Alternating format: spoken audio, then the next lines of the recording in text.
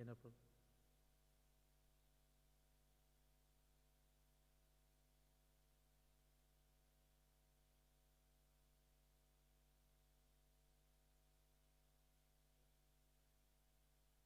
اللهم صل على محمد وآل محمد.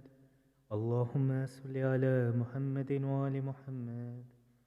اللهم صل على محمد وآل محمد. بسم الله الرحمن الرحيم.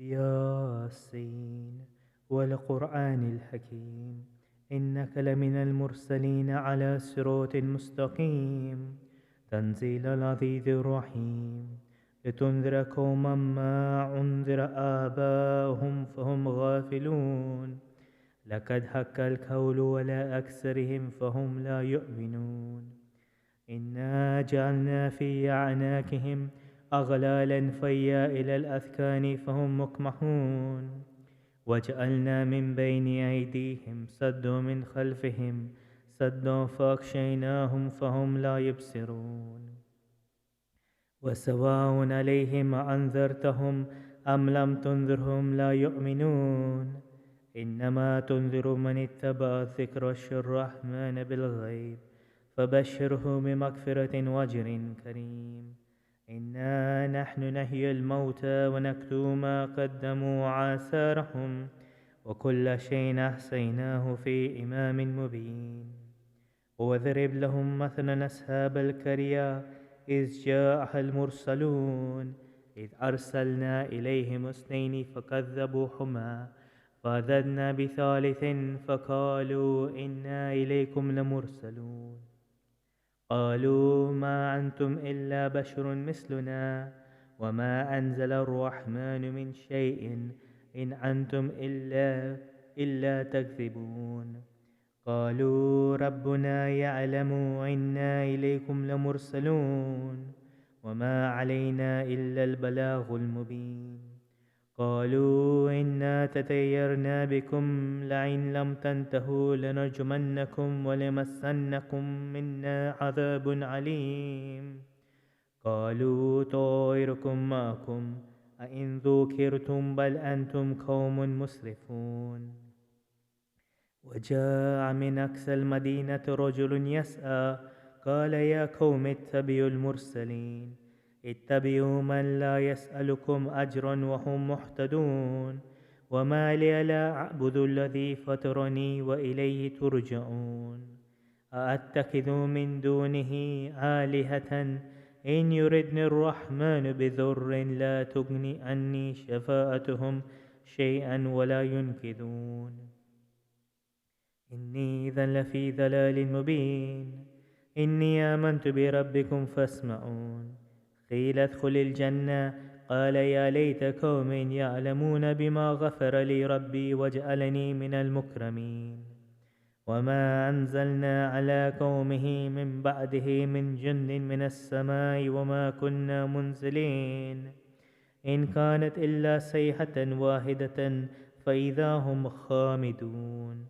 يا حسرة على العباد ما يأتيه من رسول إلا كانوا به يستهزئون ألم يروا كم أهلكنا قبلهم من ألم يروا كم أهلكنا قبلهم من القرون أنهم إليهم لا يرجعون وإن كل لما جميع لدينا محضرون وآية لهم الأرض الميتة أحييناها وأخرجنا منها حبا فمنه يأكلون وجعلنا فيها جنات من نخيل وأعناب وفجرنا فيها من العيون ليأكلوا من ثمره وما عملته أيديهم أفلا يشكرون سبحان الذي خلق الأزواج كلها مما تنبت الأرض ومن أنفسهم ومما لا يعلمون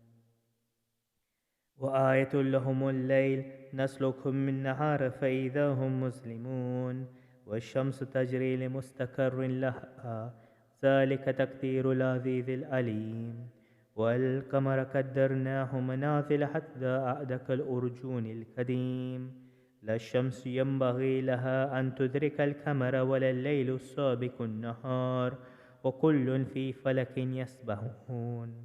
وآية لهم أنا حملنا ذريتهم في فلك المشحون وخلقنا لهم من مثله ما يركبون وإن نشأ نغرقهم فلا صريخ لهم ولا هم ينقذون إلا رحمة منا ومتاعا إلى حين.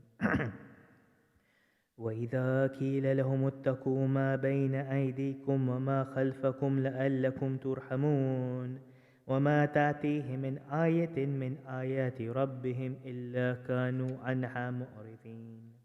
وإذا قيل لهم أنفقوا مما رزقكم الله قال الذين كفروا للذين آمنوا أنطعم من لو يشاء الله أطعمه إن أنتم إلا في ضلال مبين.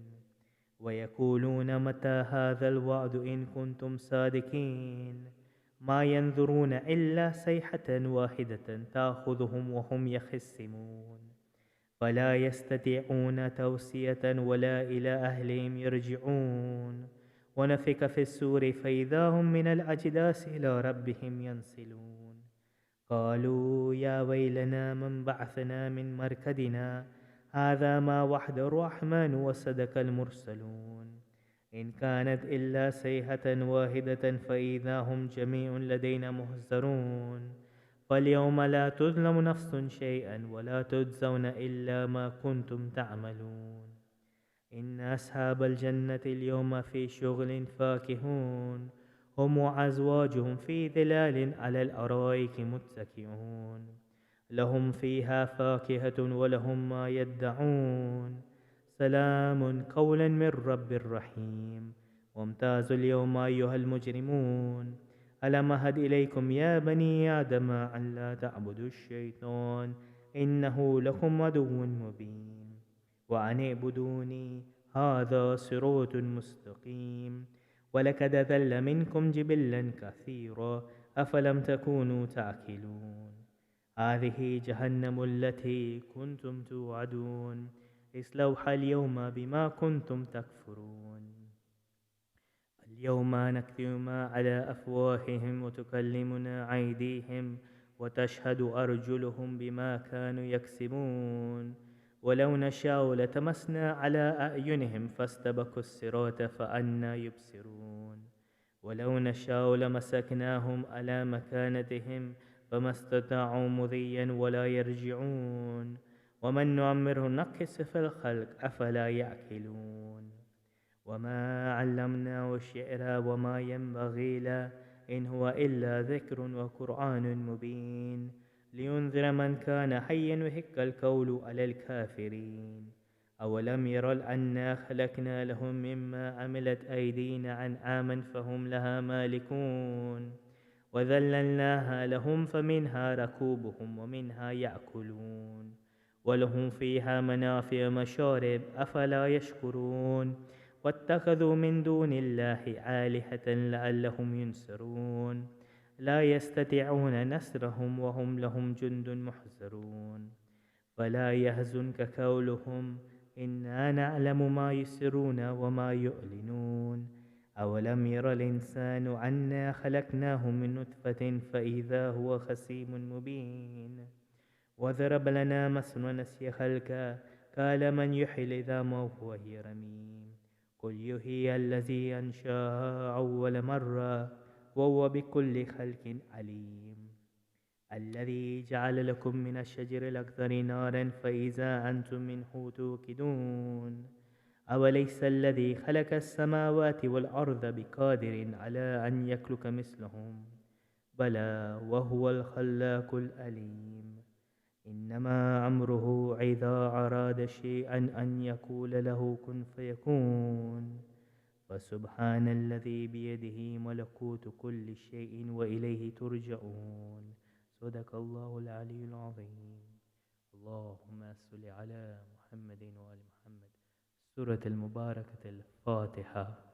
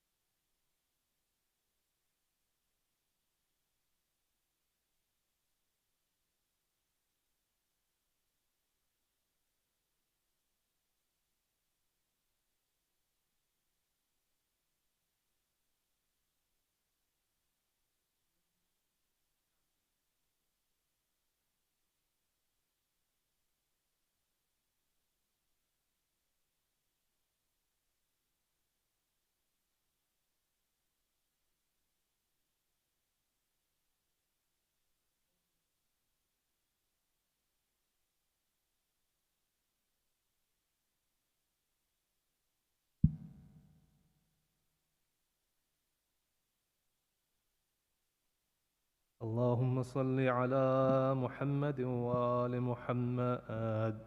بسم الله الرحمن الرحيم. اللهم إني أسألك برحمتك التي وسعت كل شيء وبقوتك التي قهرت بها كل شيء وخضع لها كل شيء وذل لها كل شيء وبجبروتك التي غلبت بها كل شيء وبعزتك التي لا يقوم لها شيء وبعظمتك التي ملأت كل شيء وبسلطانك الذي على كل شيء وبوجهك الباقي بعد فناء كل شيء وبأسمائك التي ملأت أركان كل شيء وبعلمك الذي أحاط بكل شيء وبنور وجهك الذي أضاء له كل شيء. يا نور يا قدوس يا نور يا قدوس يا نور يا قدوس يا أول الآخرين ويا أول الأولين ويا آخر الآخرين. اللهم اغفر لي الذنوب التي تهتك العصام. اللهم اغفر لي الذنوب التي تنزل النقام. اللهم اغفر لي الذنوب التي تغير النعم. اللهم اغفر لي الذنوب التي تهبس الدعاء. اللهم اغفر لي الذنوب التي تقطع الرجاء. اللهم اغفر لي الذنوب التي تنزل البلاء. اللهم اغفر لي كل ذنب أذنبته وكل خطيئة أخطأتها. اللهم إني أتقرب إليك بذكرك واستشفع بك إلى نفسك وأسألك بجودك أن تدنيني من قربك وأن توزعني شكرك وأن تلهمني ذكرك. اللهم إني أسألك سؤال خاضع متذلل خاشع أن تسامحني وترحمني وتجعلني بقسمك راضيا قانعا وفي جميع الأحوال متواضعا. اللهم وأسألك سؤال من اشتدت فاقته وأنزل بك عند الشدائد حاجته وعظم فيما عندك رغبته. اللهم عظم سلطانك وعلى مكانك وخفي مكرك وظهر أمرك وغلب قهرك وجرت قدرتك ولا يمكن الفرار من حكومتك. اللهم لا أجد لذنوب غافرا ولا لقبائه ساترا ولا لشيء من عمل القبيح بالحسن مبدلا غيرك. لا إله إلا أنت سبحانك وبحمدك ظلمت نفسي وتجرأت بجهلي وسكنت إلى قديم ذكرك لي ومنك علي. اللهم مولاي كم من قبيح سترت وكم من فادح من البلاء قلت وكم من عثار وقيت وكم من قبيح سترت وكم من قهر دفعت وكم من ثناء جميل لست أهلا له نشرت. اللهم عظم بلائي وأفرت بي سوء حالي وقصرت بي أعمالي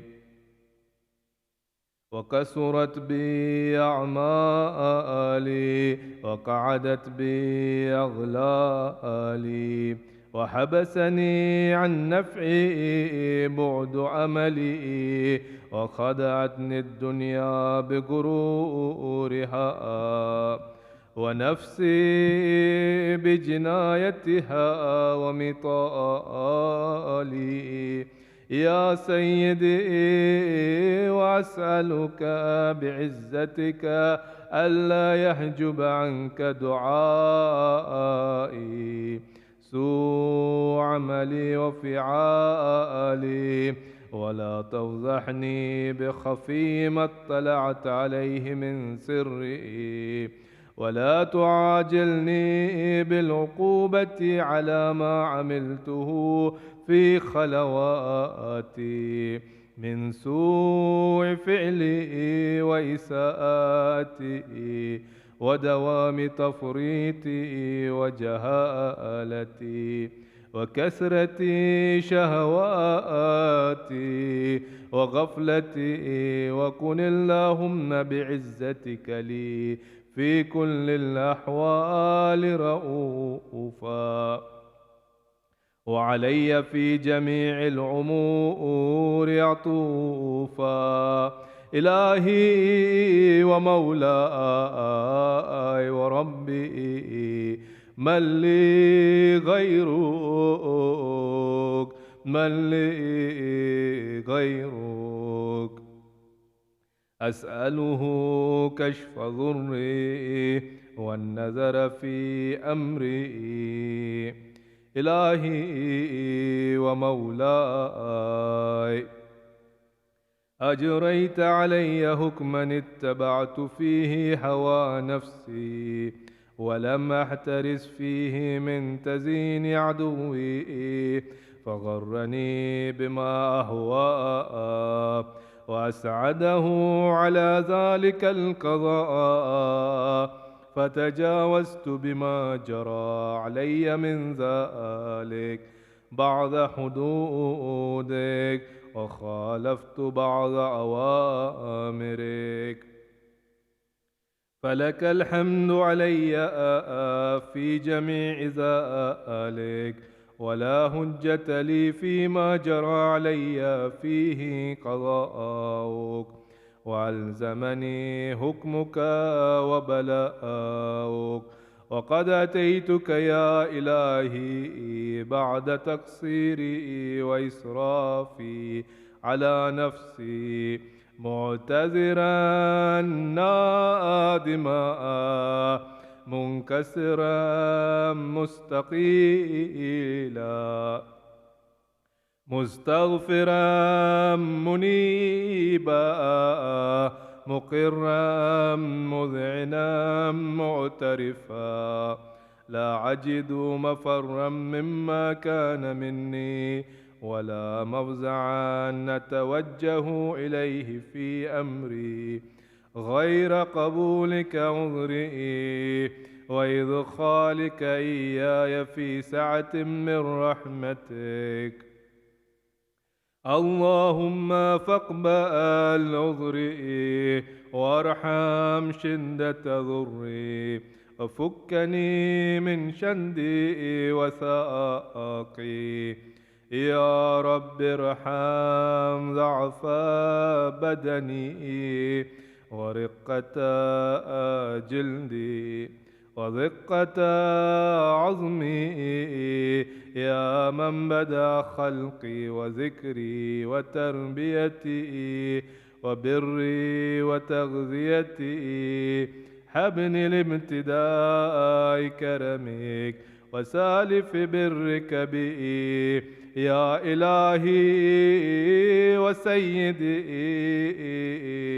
وربي أتراك معذبي بنارك بعد توحيدك وبعد من طوى عليه قلبي من معرفتك ولهج به لساني من ذكرك واعتقده ضميري من حبك وبعد صدق اعترافي ودعائي خاضعا لربوبيتك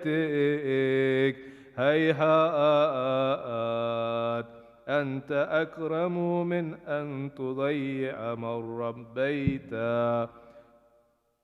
أو تبعد من أدنيت أو تشرد من آويت أو تسلم إلى البلاء من كفيته ورحمت. وليت شعري يا سيدي وإلهي ومولاي أتسلط النار على وجوه خرت لعظمتك ساجدا وعلى ألسن نطقت بتوحيدك صادقا وبشكرك مادحا وعلى قلوب اعترفت بإلهيتك محققا وعلى ضمائر حوت من العلم بك حتى صارت خاشعة وعلى جوارها سعت إلى أوطان تعبدك طائعة وأشارت باستغفارك مذعنا ما هكذا الظن بك ولا أخبرنا بفضلك عنك يا كريم يا كريم يا رب يا كريم يا رب يا كريم يا رب يا ربي وأنت تعلم ضعفي عن قليل من بلاء الدنيا وعقوباتها وما يجري من المكاره على أهلها على أن ذلك بلاء ومكروه قليل مكثوف يسير بقاء قصير مدته. فكيف احتمال لبلاء الآخرة وجليل وقوع المكاره فيها وهو بلاء تطول مدته ويدوم مقامه ولا يخفف عن أهلي لأنه لا يكون إلا عن غضبك وانتقامك وسخطك وهذا ما لا تقوم له السماوات والأرض يا سيدي فكيف لي وأنا عبدك الضعيف الذليل الحقير المسكين المستكين يا إلهي وربي وسيدي ومولاي، لأي الأمور إليك أشكو، ولما منها عضج وأبكي، ليعليم العذاب وشدتي أم لطول البلاء ومدتي؟ فلئن صيرتني للعقوبات مع أعدائك، وجمعت بيني وبين أهل بلائك، وفرقت بيني وبين أحبائك وأوليائك، فهبني يا إلهي وسيدي ومولاي وربي، صبرت على عذابك، فكيف أصبر على فراقك؟ وهبني، صبرت على حر نارك، فكيف أصبر عن النذر إلى كرامتك؟ أم كيف أسكن في النار ورجاء عفوك؟ فبعزتك يا سيدي ومولاي أقسم صادقا، لئن تركتني ناطقا لأضجن إليك بين أهلها ضجيج الآملين، ولأصرخن إليك صراخ المستصرخين، ولأبكين عليك بكاء الفاقدين، ولأنادينك أين كنت يا ولي المؤمنين، يا غاية آمال العارفين، يا غياث المستغيثين، يا غياث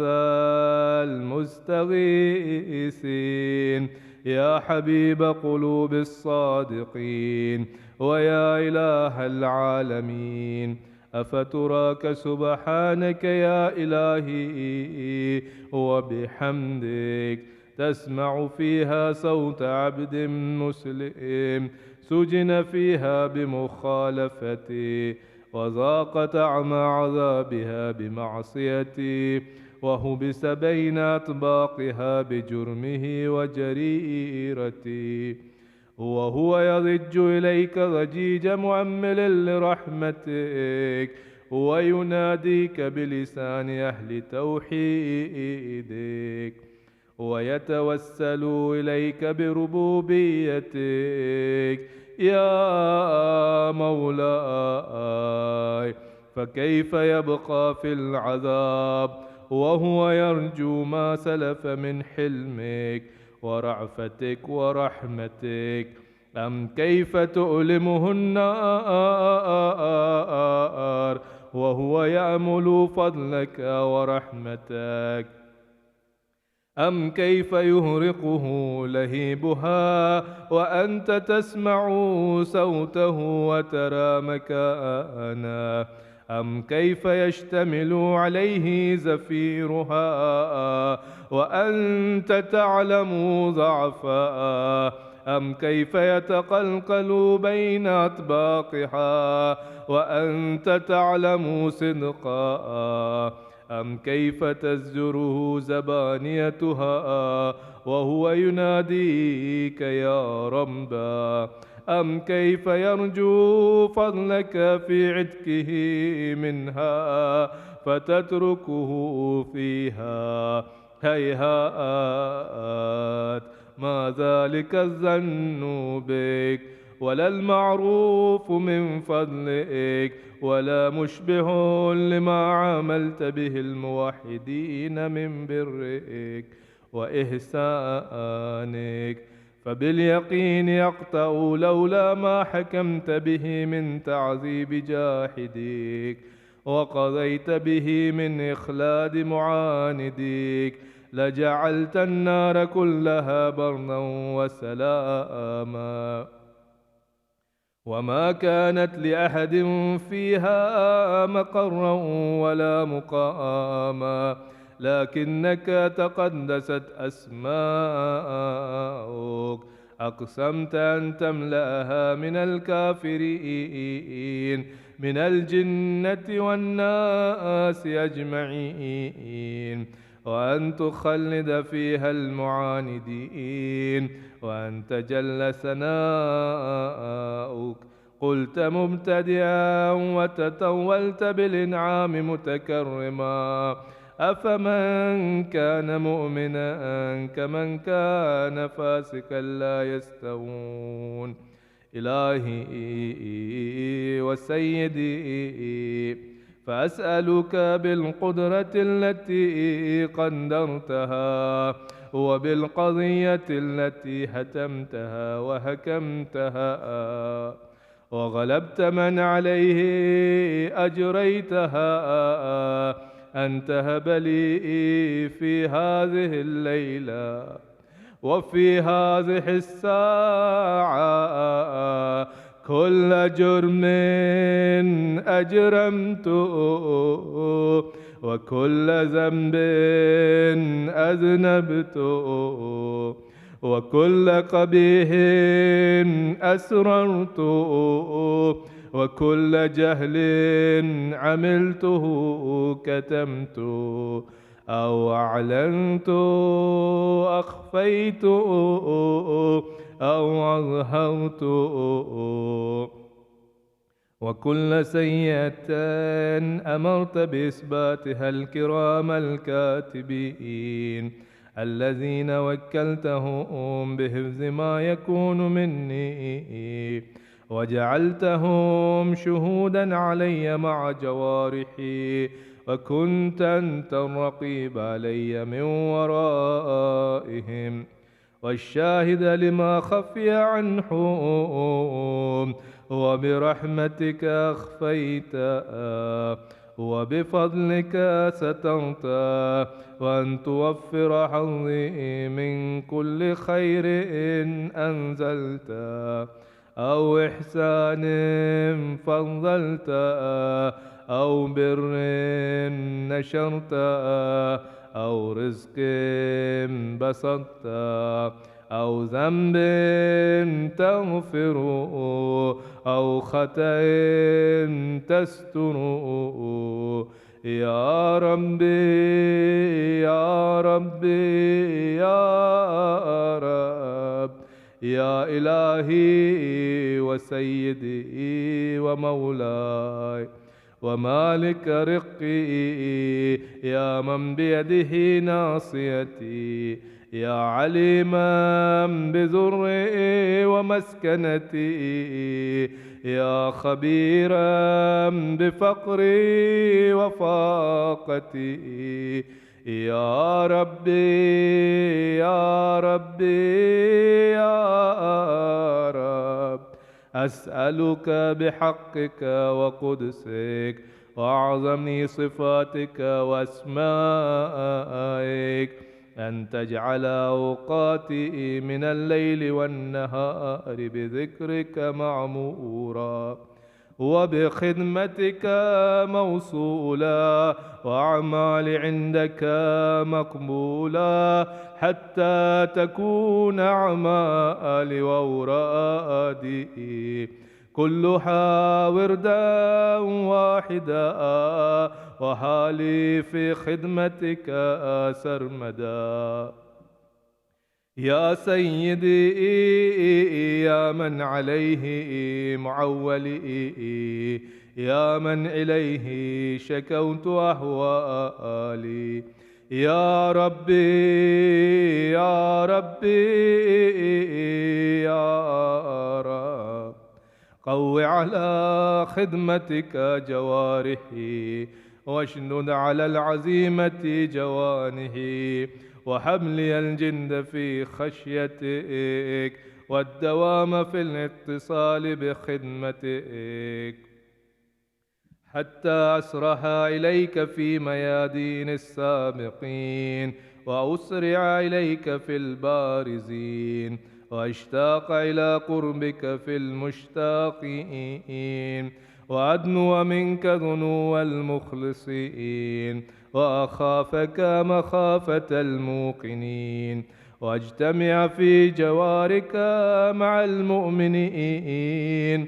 اللهم ومن أرادني بسوء فأرد، ومن كادني فكد، واجعلني من أحسن عبيدك نصيبا عندك، وأقربهم منزلة منك، وأخصهم زلفة لديك، فإنه لا ينال ذلك إلا بفضلك وجدلي بجودك.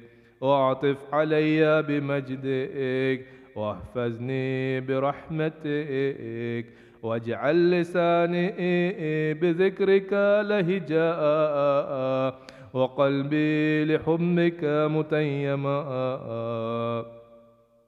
ومن علي بحسن إجابتك، وعقلني عثرتي، واغفر زلتي، فإنك قضيت على عبادك بعبادتك، وأمرتهم بدعائك، وضمنت لهم الإجابة.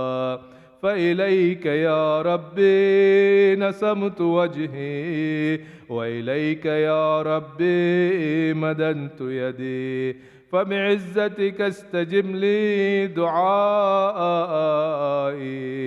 وبلغني مناي، ولا تقط من فضلك رجائي، واكفني شر الجن والإنس من أعدائي. يا سريع الرضا، يا سريع الرضا، اغفر لمن لا يملك إلا الدعاء، فإنك فعال لما تشاء. يا من اسمه دواء، وذكره شفاء، وطاعته غناء، ارحم من رأس ماله الرجاء، وسلاهه البقاء. يا سابغ النعم، يا دافع النقام، يا نور المستوحشين في الظلام، يا عالما لا يعلم، صل على محمد وآل محمد، وافعل بما أنت أهله. وصلى الله على رسوله والأئمة الميامين من آله وسلم تسليما كثيرا. اللهم صل على محمد.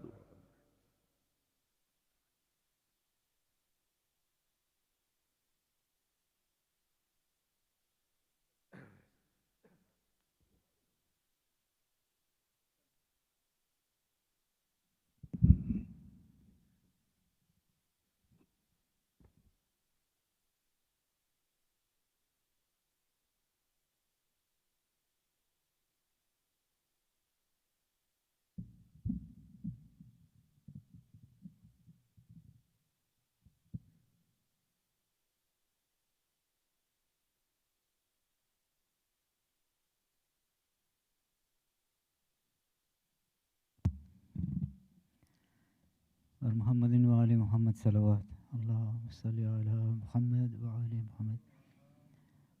Jumeirah Rouhani Majlis announcements. Mo'mineen, today's Majlis has been sponsored by Bande Khuda for the Isale Sawab of Maroom Ali Bhai Rajab Ali Pardhan, Maroomeens of Panjwani family, Maroomeens of Pardhan family, Maroomeens of Mamdani family, and Kul Maroomeen. The next Majlis has been sponsored by Bande Khuda for Kul Mo'mineen and Mo'minat. The last Majlis has been sponsored by Gulzar Bhai and Iqbal Bhai Manji for the Isale Sawab of Maruma, Kulsum Bhai Akbar, Hassan Ali Chagpar, and Kul Marumeen. You all humble requested to recite Surah Fatiha for Kul Marumeens. Al-Fatiha. Bismillahirrahmanirrahim.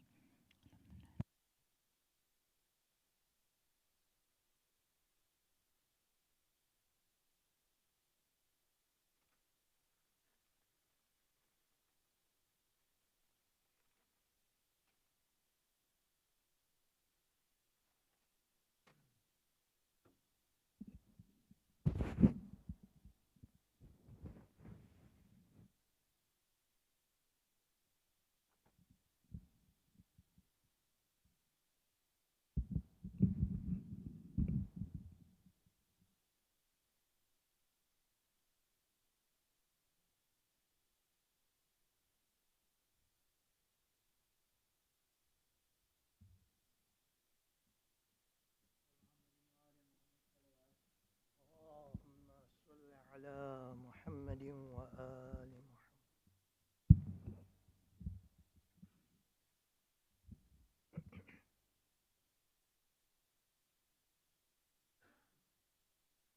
أعوذ بالله من الشيطان اللعين الرجيم. بسم الله الرحمن الرحيم.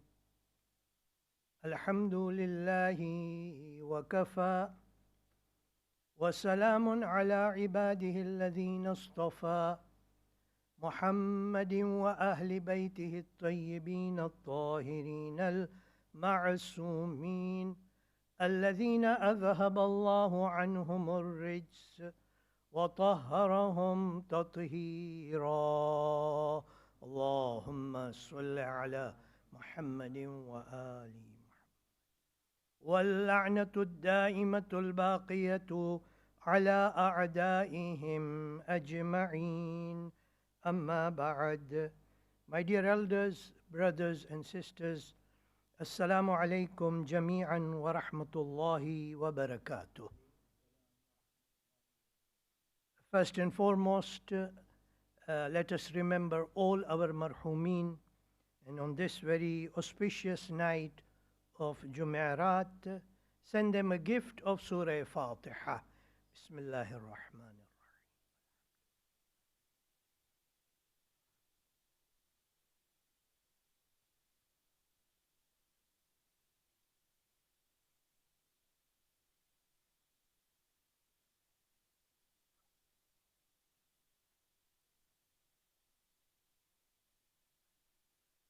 Allahumma salli ala Muhammadin wa ali Muhammad.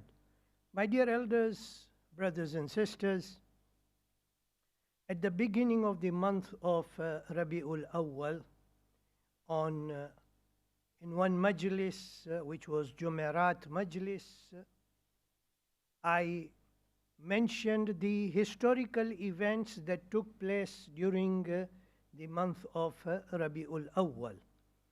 And one of the things that I mentioned was on 25th of Rabi'ul Awwal, it is marked as a day when one great personality in the Islamic world by the name of Sa'id bin Jubair was martyred. This Monday that passed was 25th of Rabi'ul Awwal. So today I want to discuss a little about this great personality in order for us to understand as to what we can take from the life of those who devoted their lives for the sake of Islam, for the sake of Quran, for the sake of Ahlul Bayt alayhimus salam. And in doing so, what were the difficulties that they faced? And how did they face those difficulties? So to begin with, let me introduce to you who is Sa'id bin Jubair. Sa'id bin Jubair bin Hisham al-Asadi. Originally, his family was from Abyssinia. And before the coming of Islam, this family had migrated to Mecca. And then, of course, the father moved away from there, and the birth of Sa'id took place in the city of Kufa. Sa'id is considered to be one of the Tabi'un, those who were companions of the Holy Prophet were called Sahabas, or in English it is translated as companion. But those who saw the companions of the Holy Prophet are known as Tabi'in or Tabi'un.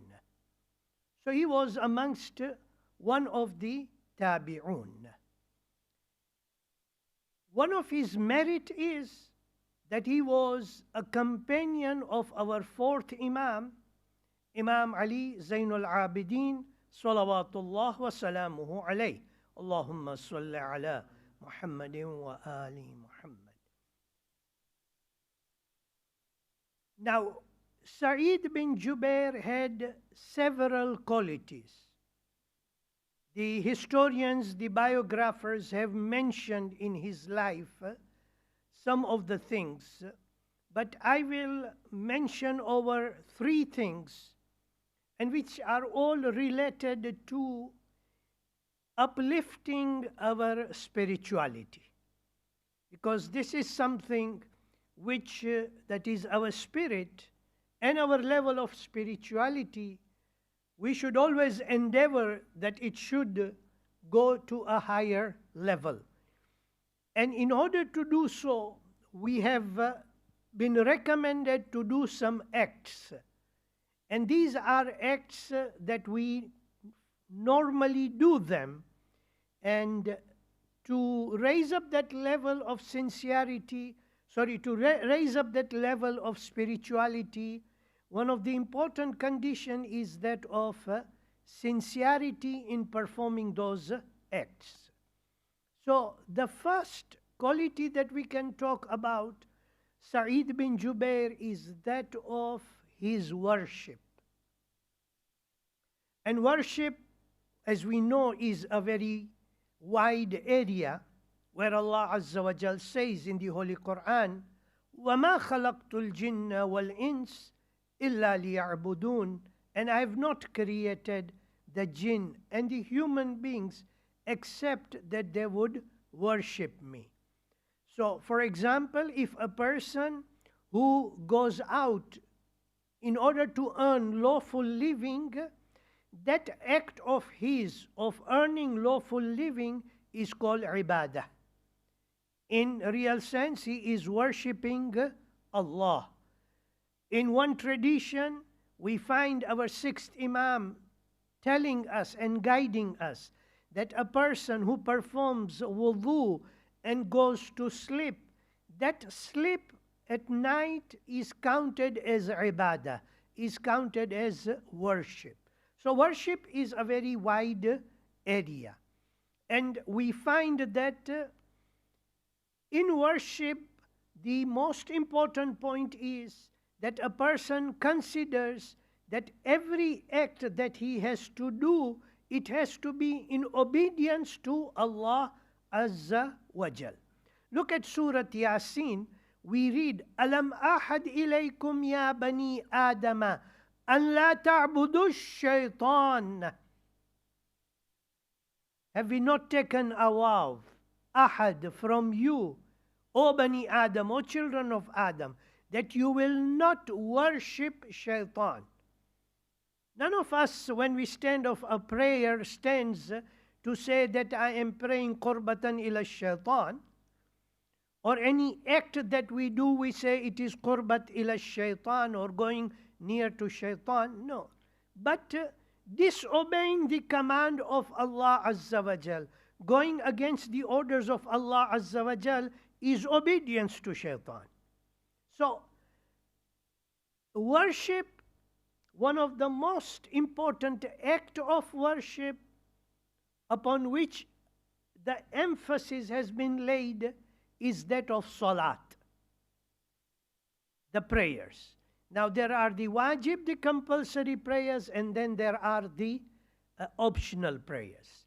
And we find in the life of Sa'id bin Jubair, it is mentioned, Ibn Kathir, who is a historian, has mentioned, and he's also written a tafsir of the Holy Quran also. He mentions that when Sa'id bin Jubair used to stand at night for Salatul Tahajjud or Salatul Layl or Namaz Shab, his state was that he stood there weeping in front of Allah Azza wa Jal. That weeping in front of Allah Azza wa Jal itself is a meritorious act. It is an act that carries a lot of reward, that carries a lot of merits. When a person stands, but it has psychological effect also and spiritual effect also upon a person when he stands in front of Allah and he weeps. So he used to weep in front of Allah Azza wa Jal, especially in Salatul Tahajjud. And it is mentioned that when he used to stand for Salat, that is the wajib Salat or Nawafil, the mustahab prayers, when he used to stand, it was as if it was a stick that was standing. A stick, when you put it into the ground, it will stay firm. It will not move this way or that way. And that was his level of concentration when he was praying his salat. So this was when it came down to worship. But we could also include, and that is the second point, is of his pilgrimage to Mecca.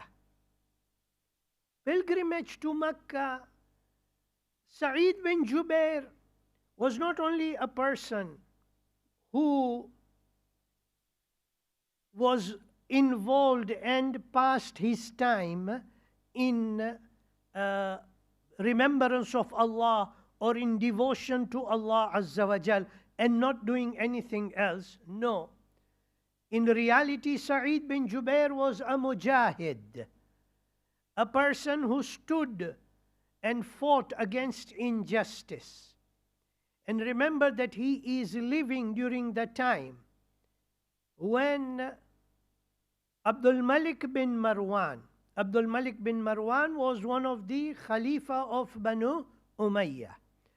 It is said about Abdul Malik bin Marwan that he often used to read Quran. That is, before he became the Khalifa, he constantly used to read Quran.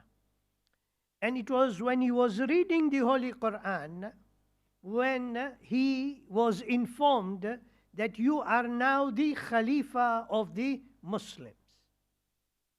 So he closed the Quran and then he said to the Quran, هَذَا فِرَاقُ بَيْنِي وَبَيْنَكَ. Now this is the time that I separate from you. This is a moment of separation between me and you. Now I don't need you. We need to think about this, that his purpose of reading the Quran was maybe he was seeking something, and maybe he was seeking that high post. When he got that, he said, Khuda Hafiz. Now I don't need you. In our life, it also happens in this way, that when we are really in need of Allah Azza wa Jal, then we try to devote ourselves very sincerely, and we ask for our hajat, we ask for our wishes, and when that difficulty goes away and that wishes are fulfilled, then we tell Allah, maybe not directly, but indirectly, thank you God, when I need you again, I will come back to you. These are small points, but these are very practical points that we need to reflect upon, that our connection with Allah Azza wa Jal is not a matter of business, that if we achieve something, we say, thank you, finish now. But it is a constant connection between us and Allah Azza wa Jal. Allah Azza wa Jal is not in need of us. In fact, we are fuqara. Antumul fuqara, as Quran says, that it is you who are in need of Allah Azza wa Jal. So that constant connection. So, we were talking about the pilgrimage of Sa'id bin Jubair. Sa'id was mujahid, and in that endeavor to fight against injustice and to work towards establishing justice, he had to go away from Kufa. He had to run away from Kufa. He went up to Isfahan in Iran. In his biography, it is mentioned that he stayed in Isfahan as well as he stayed in Qom. But even staying so far away from there, he used to go and perform pilgrimage to Mecca twice. One during the days of Hajj, which would be the pilgrimage, the days of Hajj, and second one would be Umrah. Commonly amongst the Muslims, Umrah is performed in Rajab or in the month of Ramadan. History does not tell us as to which month he was going, but once in a year his visit to Mecca were twice. Once during the period of Hajj, and the second one was to perform one Umrah. Okay? And it was during that one of the visits in the year 95 after Hijrah that whilst he was performing the Tawaf of Kaaba, that he was arrested. And from there he was taken to Hajjaj. And that is where I am going to also concentrate as to the conversation between Hajjaj and Sa'id in order to understand as to how he stood firm and how he answered Hajjaj. We will come to that. So, second one, his devotion, that is the performance of a pilgrimage. The third thing about which Sa'id bin Jubair is famously known and people really respected him and remembered him was because of his continuous recitation of the Holy Quran. Like it is mentioned that between Maghrib and Isha namaz, we pray Maghrib and then immediately or after a gap of 5 minutes doing the tasbih and dua, then we immediately pray Isha prayer. But we know that when we look and refer to the books of Masail, it is recommended that we pray Maghrib and then leave a gap of time until it is time of Isha and pray Isha prayer. So between Maghrib and Isha, and many people do practice that, even the followers of Ahlul Bayt alayhimus salam, for the purpose of Jama'at prayer, Dhuhr immediately followed by Asr, Maghrib followed by Isha is performed, and to facilitate the mu'mineen coming to pray Salatul Jama'ah. And that is not even wrong. The Prophet also used to do that. But Sa'id bin Jubair, between Maghrib and Isha namaz, it is said that he would recite Holy Quran. Sometimes when he used to go for pilgrimage, he would be sitting in Masjidul Haram, and throughout the night it is only recitation of the Holy Quran. So recitation of the Holy Quran in his life was important, something which should also make it important in our life, that we try to recite as much Quran as possible, because we want Quran to be our intercessor in Barzakh as well as on the day of judgment, that the Quran will bear witness to Allah Azza wa Jal that this person used to be my companion, he used to read the Holy Quran, and at the same time understand the meaning, at the same time act according to the teachings of the Holy Quran. That is how important Quran is in our life.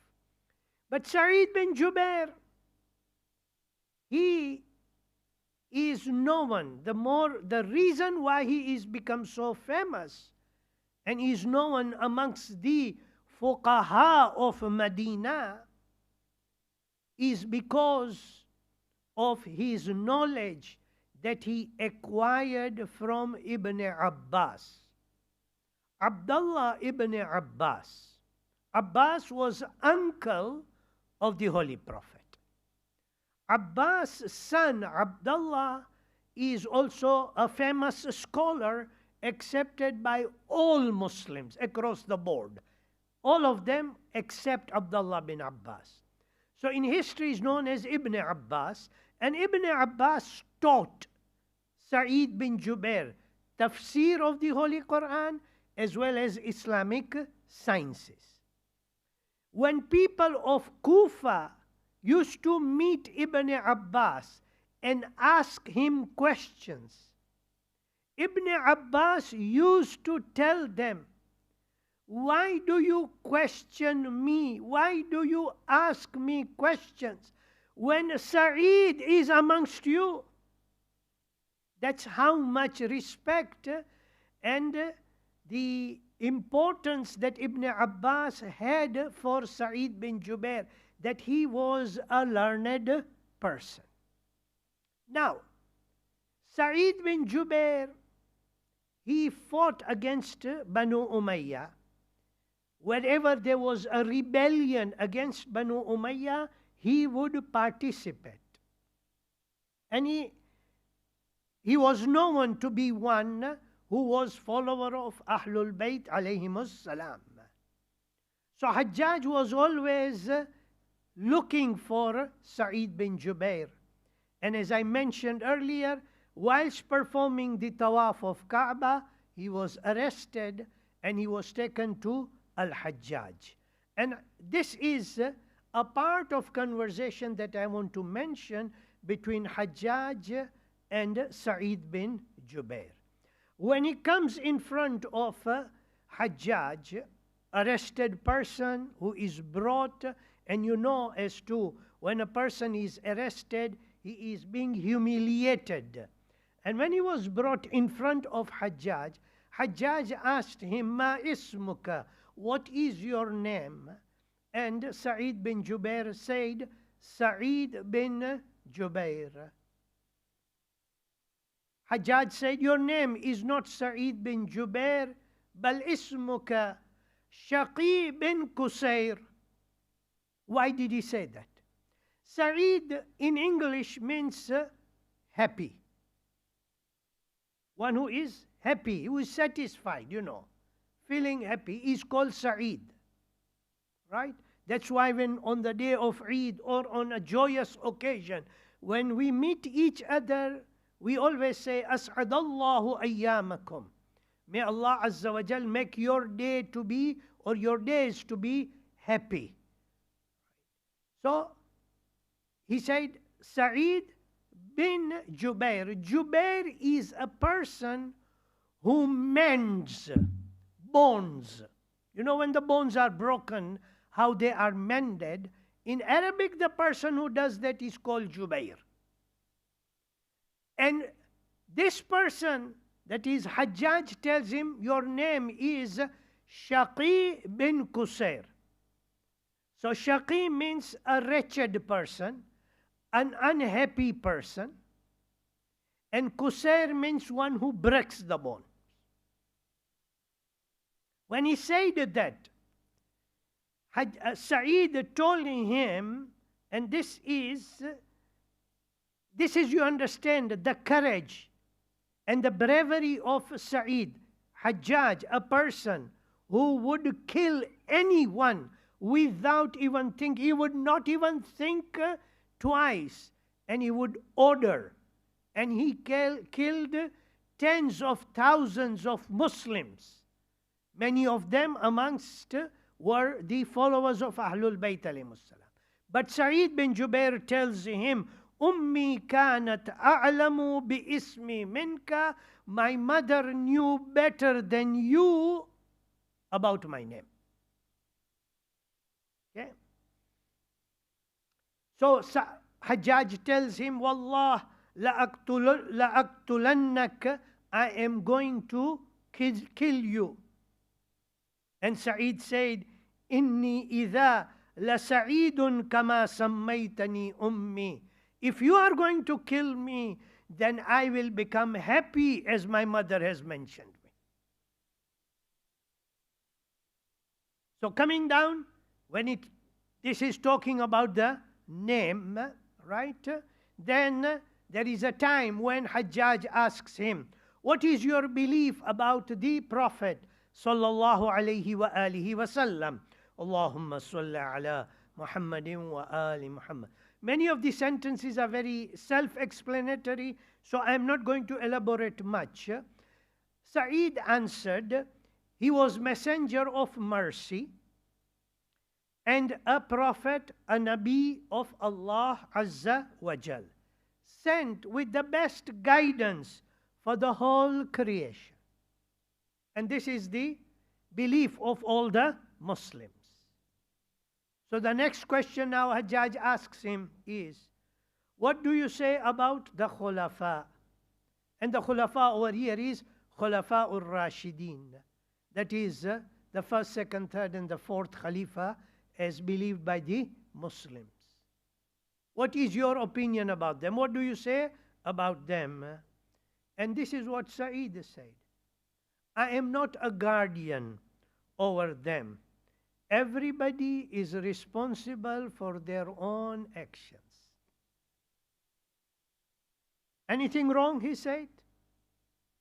Those of you who are listening, you ask and think, did he say anything wrong? I am not a guardian over them. And we have to all learn this. Everyone is responsible for his own actions. Okay? So now, Hajjaj tells him, okay, so out of these four, who is the one who has the highest rank? Who is considered to be the top? And look at the answer of Sa'id, Allahu Akbar. Sa'id says, the one who has been able to please Allah the most is the highest ranking. The one who has been able to please Allah the most. Inna akramakum indallahi atqakum. The one who is honored in the eyes of Allah is the one who is most pious. One who has been able to please Allah the most. So he asks this question. Then you tell me, which of these has been able to please Allah the most? Putting him into those situations, isn't it? If you consider question after question, it is as if MI6 is questioning, one after another. And Sa'id bin Jubair, without any hesitation, without any worry, says, this is only known to him. That is to Allah. Then he says, يَعْلَمُ سِرَّهُمْ وَنَجْوَاهُمْ. It is Allah who knows what is hidden in their bosoms and what their hearts conceals. Only Allah knows. What is their secret? What is their thinking? This is only known by Allah Azza wa Jal. So it is only known to Allah who is the one who pleased Allah the most. Now he asks him a question. And this is where he is trying to put him into a situation. If any one of us was asked this question, how would we have answered? What is the question? The question is Imam Ali alayhi salam in Jannat or Jahannam? Now you as followers of Ahlul Bayt alayhi salam, we have that true love of Imam Ali alayhi salam in our heart, isn't it? Our face would change, would become red. We say, what sort of question is this fool asking? The one who is Qasimun Nari wal Jannah, one who is going to divide and say, you Jannah, you Jahannam, you will go there, you will go there. You are asking whether he is going to be is he in Jannah or Jahannam. We would maybe reply in that way, isn't it? But look at the reply. Because Sa'id knew that he is in a very critical or a very tricky situation, or as one would put it, catch-22 situation. How to come out of it. So Sa'id, without any hesitation, says, I can only answer after I visit those two places and know who are the people in Jannah and who are people in Jahannam. In other words, he was telling Hajjaj, I can only answer this question after I go and see whether Imam Ali alayhi salam is in Jannah or astaghfirullah al-'iyadhu billah, he is in Jahannam. Now Hajjaj becomes angry. The conversation is very long. I have cut it into pieces, into parts in order to understand. So it started with the name and how he explained. Then it came to trying to prove and tell him that these are my beliefs. And now he comes to, and he's telling him, say, how should I kill you? Say, how should I kill you? And Sa'id tells him, as you would like to be killed yourself in the hereafter.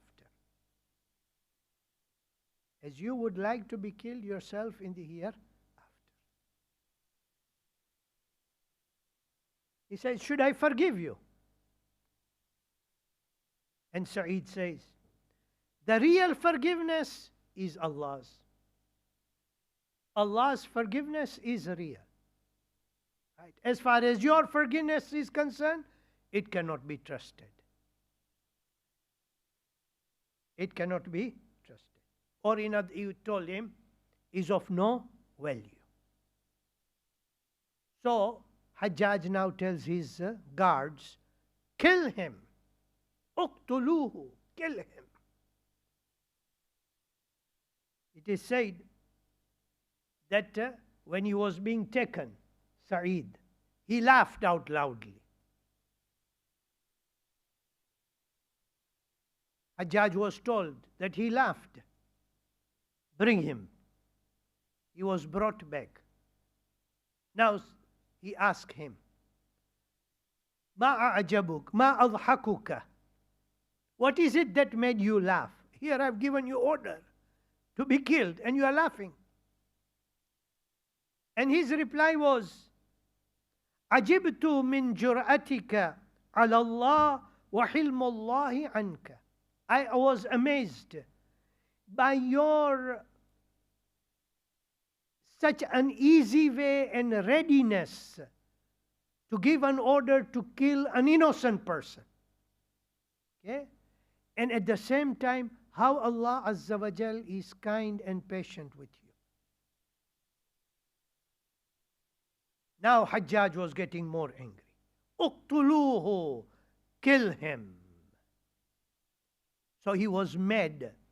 In some other conversation, it is written that he asked for time to pray 2 rakat namaz, and then he prayed 2 rakat namaz, and when he finished, and he was facing towards Qibla, and when Hajjaj said, Uqtuluhu, immediately Sa'id recited this verse of the Holy Quran, Wajjahtu wajhiya lilladhi فطر السماوات والأرض حنيفا وما أنا من المشركين. I have turned my face towards the one who is the creator of the earth and the heavens and the earth, and I am on the right path, the path of Hanif, the straight path. وما أنا من المشركين. I am not a mushrik. Hajjaj became angry. When he heard, he said, turn him away from Qibla and kill him. And Sa'id recites another verse of the Holy Quran. And it says, فَأَيْنَمَا تُوَلُّوا فَثَمَّ وَجْهُ اللَّهِ. Whichever way you turn, you will find the face of Allah. Or whichever way you turn, you find Allah is there. So now, Hajjaj says, press him on the ground. That is, keep his head on the ground and then slaughter him, kill him. And Sa'id bin Jubair recites another verse of the Holy Quran, which is, مِنْهَا خَلَقْنَاكُمْ وَفِيهَا نُعِيدُكُمْ وَمِنْهَا نُخْرِجُكُمْ تَارَةً أُخْرَى. We have created you from earth, and you will be returned to the earth, and you will be raised again from the earth. Now, when that order came, and now he was really angry, Sa'id said, Hajjaj, I bear witness. Hajjaj, I want you to bear witness what I am saying now. And then he recited the kalima, Ashhadu an la ilaha illallah وَأَشْهَدُ أَنَّ مُحَمَّدًا رَسُولُ اللَّهِ. When he recited that, after that, he recited one dua. Sa'id said, Allahumma la tusallit ala ahadin biqatl yaqtuluhu ba'di. O Allah, do not give him authority for this person, that is Hajjaj, to kill anyone after me.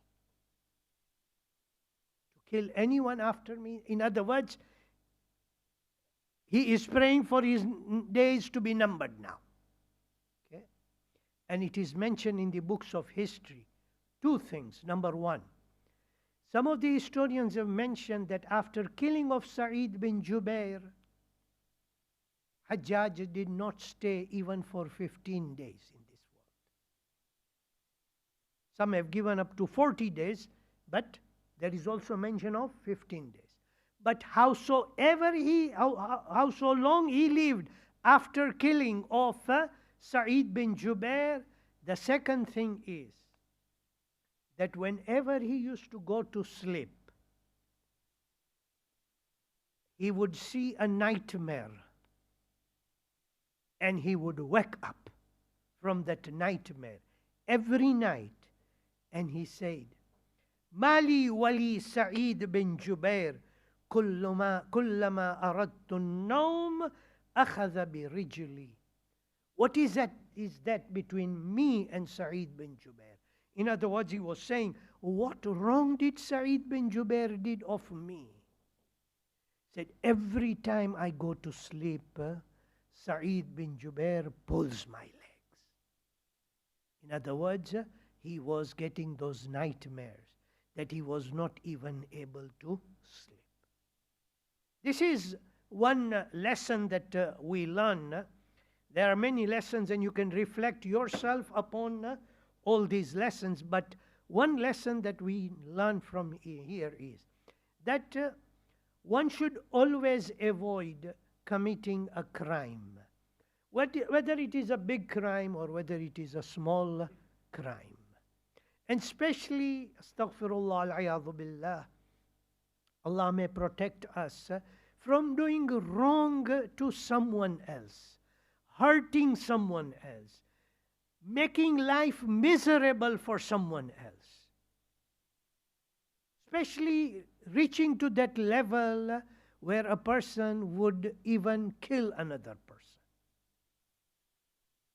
Those people who commit crimes are unable to stay happy after committing those crimes. Before I come towards Masaib, let me just remind you of in 1945 when that American pilot who bombed Hiroshima or Nagasaki, one of those places, the one who bombed, and by which millions of people were affected, killed, those becoming disabled, those suffering from that atomic effect upon that land. When he returned to America, when he landed, he was garlanded. In other words, he was praised. But later on in his life, that act of his troubled him so much. And he was depressed and lived into that state of depression that he had to be admitted to a mental asylum because of the effect of the crime, what he saw that he did. Very simple lessons in our life. And when we look at this, all people who have done evil in this world, rest of their life, they have not been able to live happily. Azadaran Imam Hussain alayhi salam. Imam Hussain alayhi salam की शहादत और इमाम हुसैन अलैहिस्सलाम को कत्ल करना बहुत बड़ा जुर्म था आज़ादा। समझ में नहीं आता कि उस शिमर का दिल कितना सख्त था कि उसने अपने को पैगंबर के नवासे के सीने पर बैठ के इमाम हुसैन अलैहिस्सलाम का सर कलम किया। अज़ादारों, इसी मंजर को इमाम रज़ा अलैहिस्सलाम याद करके रोते थे और कहते थे अपने सहाबी इब्न शबीब को कि इब्न शबीब, अगर तुझे रोना है तो मेरे जद इमाम हुसैन अलैहिस्सलाम पर रोना, क्योंकि उनको गोश्तबंद की तरह ज़बह किया गया था। बस अज़ादारों, ये एक इमाम हमें बता रहा है कि इमाम को कैसे ज़बह किया गया था। आज़ादारों, इमाम ज़बह हुए थे, उससे पहले तल्ले ज़ैनबिया पर जनाब ज़ैनब अलैहिस्सलाम, जो इमाम हुसैन अलैहिस्सलाम के साथ ही रही थी पूरी जिंदगी, उस बहन ने वो मंजर देखा था जिस ज़ैनब ने अली के सर पर जो जख्म था, उस ज़ैनब ने उस जख्म को देखा था तो ज़ैनब अपने को बचा न सकी। वो ज़ैनब जिसने अपनी माँ को दरवाजे के पीछे गिरता हुआ देखा था और बाप के गले में रस्सी बांधी गई थी, वो ज़ैनब जिसने अपने भाई हसन के कलेजे के टुकड़े अब तश्त में देखे थे। अज़ादारों, सोचो, हर मंजर पे ज़ैनब ने ये देखा था, लेकिन आज ज़ैनब देख रही है अपना माँ जाया ज़मीने करबला पर है, तीरों से जिस्म भरा हुआ है और शिब्र सीने पे बैठा है। इमाम ने तो ज़ैनब को भेज दिया और कहा था ज़ैनब वापस चली जा, लेकिन अज़ादारों, ये आवाज़ ज़ैनब के दिल को हिला दी। अला कुतिल अल हुसैन बिकरबला।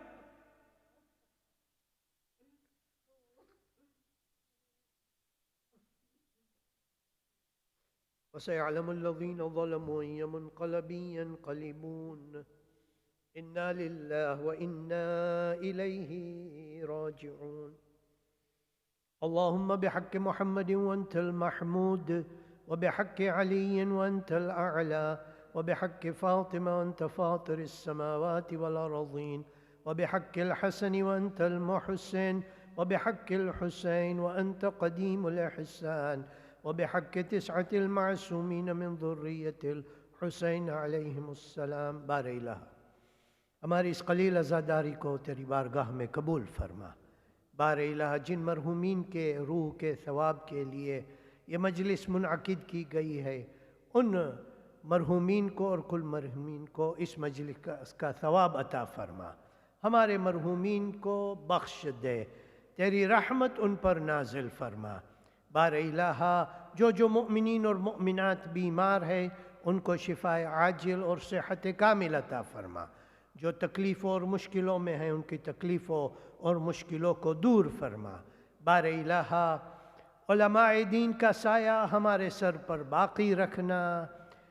तेरी हुज्जत इमाम ज़माना के ज़ुहूर में ताजील फरमा। उनके अस्हाब और अंसार में हमको शामिल करना।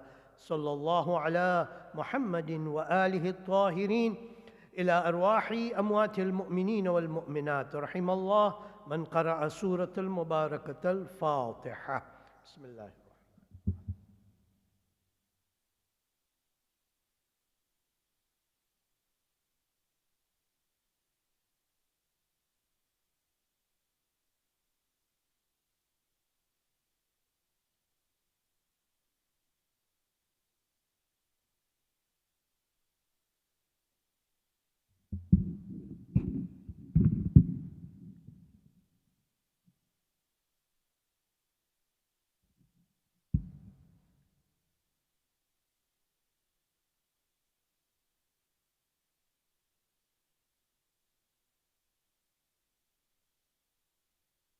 السلام عليك يا أبا عبد الله. السلام عليك يا ابن رسول الله. السلام عليكم ورحمة الله وبركاته. السلام عليك يا وارث آدم صفوة الله. السلام عليك يا وارث نوح نبي الله. السلام عليك يا وارث إبراهيم خليل الله. السلام عليك يا وارث موسى كليم الله. السلام عليك يا وارث عيسى روح الله. السلام عليك يا وارث محمد حبيب الله. السلام عليك يا وارث أمير المؤمنين ولي الله. السلام عليك يا ابن علي. السلام عليك يا ابن محمد المصطفى. السلام عليك يا ابن علي المرتضى. السلام عليك يا ابن فاطمة الزهراء.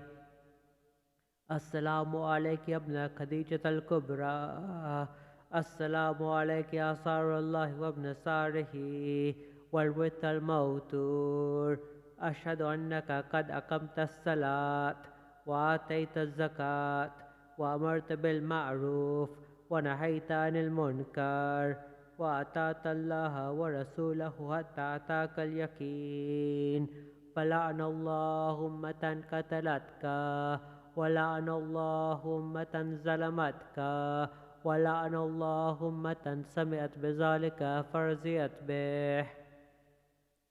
يا مولاي يا أبا عبد الله، أشهد أنك كنت نورا في الأصلاب الشامكة والأرحام المطهرة، لم تجسك الجاهلية بأنجاسها ولم تلبسك من مدهمات ثيابها. وأشهد أنك من دعائم الدين وأركان المؤمنين. وأشهد أنك الإمام البر التقي الرزي الزكي الهادي المهدي. وأشهد أن لمة من ولدك كلمة التقوى وأعلام الهدى والعروة الوثقى والهجة على أهل الدنيا. وأشهد الله وملائكته وأنبياء ورسوله أني بكم مؤمن وبإيابكم موقن بشرع ديني وخواتيم عملي وقلبي لقلبكم سلم وأمري لأمركم متبع. صلوات الله عليكم وعلى أرواحكم وعلى أجسادكم وعلى أجسامكم وعلى شاهدكم وعلى غائبكم وعلى ظاهركم وعلى باطنكم. تعرف حضرت علي أكبر عليه السلام. السلام عليك يا ابن رسول الله. السلام عليك يا ابن نبي الله. السلام عليك يا ابن أمير المؤمنين. السلام عليك يا ابن الحسين الشهيد. السلام عليك يا الشهيد وابن الشهيد. السلام عليك يا المظلوم وابن المظلوم. لعن الله أمة قتلتك ولعن الله أمة ظلمتك ولعن الله أمة سمعت بذلك فرزيت به. تعرف شهداء كربلاء. السلام عليكم يا أولياء الله وأحباءه. السلام عليكم يا أصفياء الله ووداعه. السلام عليكم يا أنصار دين الله. السلام عليكم يا أنصار رسول الله. السلام عليكم يا أنصار أمير المؤمنين. السلام عليكم يا أنصار فاطمة الزهراء سيد نساء العالمين. السلام عليكم يا أنصار أبي محمد الحسن بن علي ولي زكي الناصح. السلام عليكم يا أنصار أبي عبد الله. بأبي أنتم وأمي تبتم وتعبت الأرض التي فيها دفنتم وفزتم فوزا عظيما. فيا ليتني كنت معكم فأفوز معكم. حضرت عباس عليه السلام. السلام عليك يا أبا الفضل عباس بن أمير المؤمنين. السلام عليك يا ابن سيد الوصيين. السلام عليك يا ابن أول القوم إسلاما وأقدمهم إيمانا وأقومهم بدين الله وأخوتهم على الإسلام. أشهد لك أن نصحت لله ولرسوله ولأخيك فنعم الأخ المواسي. فلعن الله أمة قتلتك، ولعن الله أمة ظلمتك، ولعن الله أمة استحلت منك المحارم وانتهكت حرمة الإسلام. فنعم الصابر المجاهد محمد ناصر، والأخ الدافئ عن أخيه المجيب إلى طاعة ربه الراغب فيما زهد فيه غيره من الثواب الجزيل والثناء الجميل. والحقق الله بدرجة آبائك في جنات النعيم. السلام عليك يا سادات وموالي جميعا ورحمة الله وبركاته. السلام عليك يا مولى وابن مولى. السلام عليك يا قريب القربى. السلام عليك يا سلطان العرب والعجم. السلام عليك يا أبا الحسن يا ابن موسى الرضا ورحمة الله وبركاته. السلام عليك يا بقية الله في أرضه.